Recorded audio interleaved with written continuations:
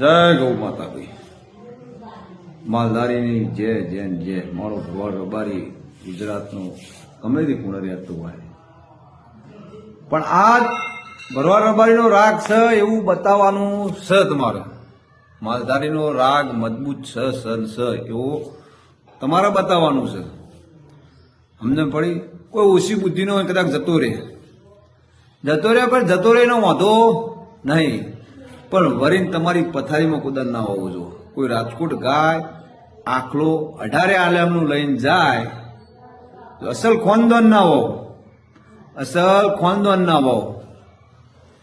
આ રાજકોટ ગાય લઈને જો, આ આખલો લઈને જો 18 આલમમાં, તો તમારી પથારીમાં કુદાળો એનું ખાટલા ના બેહવો જુઓ, તમારા વગણા ના ચડવો જુઓ, કે તમે ના વગણા ના ચડવા જુઓ, તો આપણો માલધારીનો રાગ સાચો.